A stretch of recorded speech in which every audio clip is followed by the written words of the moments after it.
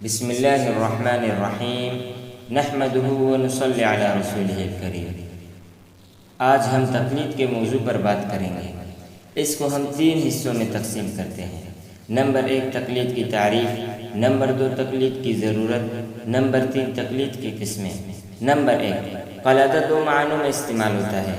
بمعنی پٹا، جسے بخاری شریف میں حضرت عائشہ رضی اللہ تعالی عنہا کی روایت ہے، فرماتی ہے کنت افتل قلائد الغنم للنبی صلی اللہ علیہ وسلم۔ بمعنی ہار، جیسے بخاری کی دوسری روایت میں حضرت عائشہ رضی اللہ تعالی عنہا فرماتی ہے ہلکت قلادۃ لاسماء فبعث النبی صلی اللہ علیہ وسلم۔ لہٰذا اس کا معنی صرف پٹا کرنا بددیانتی ہے۔ اب قلادہ اگر جانور کے گلے میں ہو تو پٹا، اور اگر انسان کے گلے میں ہو تو ہار کہلاتا ہے۔ اور اصطلاحی معنی ہے التقلید اتباع الانسان غیره فيما يقول او يفعل معتقدا للحقیة من غیر نظر الى الدلیل كأن هذا المتبع جعل قول الغیر او فعله قلادة في عنقه من غیر مطالبة دلیل۔ اور حکیم الامت مولانا اشرف علی تانوی رحمہ اللہ فرماتے ہیں تقلید کہتے ہیں کسی کا قول محض اس حسن زن پر مان لینا کہ یہ دلیل کے موافق بتلائے گا اور اس سے دلیل کی تحقیق نہ کرنا۔ نمبر 2 تقلید کی ضرورت۔ اس بات سے کسی مسلمان کو انکار نہیں ہو سکتا کہ دین کی اصل دعوت یہ ہے کہ اللہ اور اس کے رسول کی اطاعت کی جائے، اور جو شخص اللہ اور اس کے رسول صلی اللہ علیہ وسلم کے بجائے کسی اور کی اطاعت کرنے کا قائل ہو اور اس کو مستقل بالذات مطاع سمجھتا ہو یقیناً دائرہ اسلام سے خارج ہے۔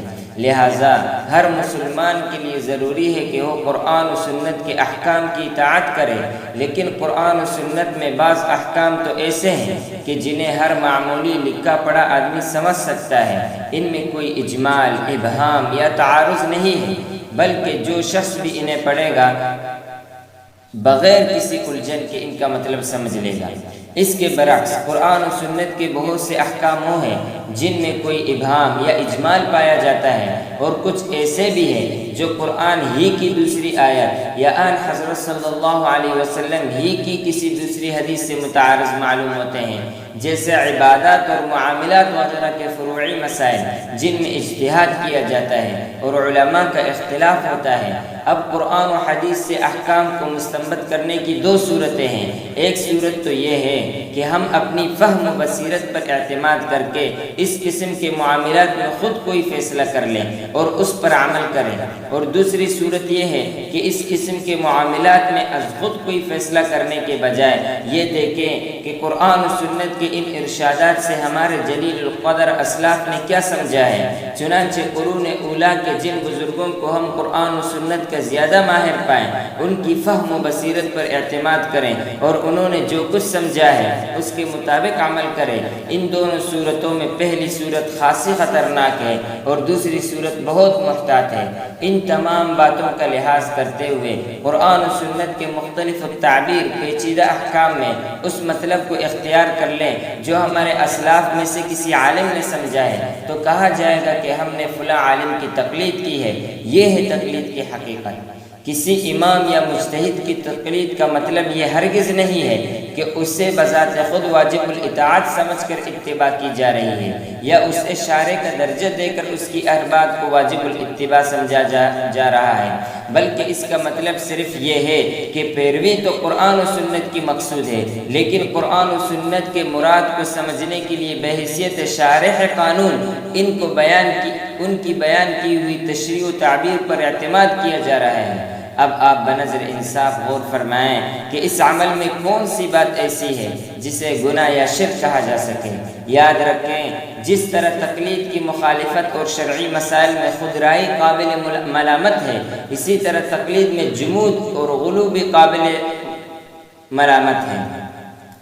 نمبر 3 تقلید کی قسمیں۔ ایک یہ ہے کہ تقلید کے لیے کسی خاص امام و مجتہد کو معین نہ کیا جائے، بلکہ اگر ایک مسئلے میں ایک عالم کا مسلک اختیار کیا گیا تو دوسرے مسئلے میں کسی دوسرے عالم کی رائے قبول کر لی جائے۔ اس کو تقلید مطلق یا تقلید عام یا تقلید غیر شخصی کہا جاتا ہے۔ اور دوسری صورت یہ ہے کہ تقلید کے لیے کسی ایک مجتہد عالم کو اختیار کیا جائے، اسے تقلید شخصی کہا جاتا ہے۔ تقلید کی دونوں قسموں پر صحابہ کرام کے عہد میں عمل ہوتا رہا ہے، اور حقیقت یہی ہے کہ جو شخص قرآن و سنت سے براہ راست احکام مستنبط کرنے کی صلاحیت نہ رکھتا ہو، اس کے لیے تقلید کی دونوں قسمیں جائز اور درست ہیں۔ لیکن اللہ تعالی رحمت نازل فرمائے ہمارے بعد کے فقہا پر، جو اپنے اپنے زمانے کے نبض شناس تھے اور جنہیں اللہ تعالیٰ نے زمانے کے بدلتے ہوئے حالات پر نگاہ رکھنے کی توفیق عطا فرمائی تھی، انہوں نے بعد میں ایک زبردست انتظامی مصلحت کے تحت تقلید کی مذکورہ دونوں قسموں میں سے صرف تقلید شخصی کو عمل کے لیے اختیار فرما لیا، اور یہ فتویٰ دے دیا کہ اب لوگوں کو صرف تقلید شخصی پر عمل کرنا چاہیے۔ وہ زبردست انتظامی مصلحت یہ تھی، فقہائے کرام نے محسوس کیا کہ لوگوں میں دیانت کا معیار روز بروز گھٹ رہا ہے۔ ایسی صورت میں اگر تقلید مطلق کا دروازہ چوپٹ کھلا رہا تو بہت سے لوگ جان بوجھ کر اور بہت سے غیر شعوری طور پر خواہش پرستی میں مبتلا ہو جائیں گے۔ مثلا ایک شخص کے سردی کے موسم میں خون نکل آیا تو امام ابو حنیفہ کے نزدیک اس کا وضو ٹوٹ گیا، اور امام شافعی کے نزدیک نہیں ٹوٹا۔ وہ اپنی تن آسانی کی وجہ سے اس وقت امام شافعی کی تقلید کر کے بلا وضو نماز پڑھے گا۔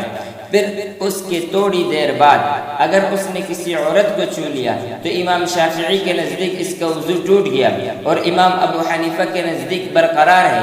اس کی تن آسانی اس وقت اس کو امام ابو حنیفہ کی تقلید کا سبق دے گا، اور پھر وہ بلا وضو نماز کے لیے کھڑا ہوگا۔ غرض جس امام کے قول میں اسے آرام اور فائدہ نظر آئے گا اسے اختیار کرے گا۔ دعا ہے کہ اللہ تعالیٰ ہمیں حق کو سمجھنے اور اس کی اتباع کی توفیق بخشے، باطل کو باطل قرار دینے اور اس سے اجتناب کی ہمت عطا فرمائے، اور ہم آپس کے خانہ جنگیوں کے بجائے دین کے بلند مقاصد کے لیے اپنی زندگیاں خرچ کر سکیں۔ آمین ثم آمین، وآخر دعوانا ان الحمد للہ رب العالمین۔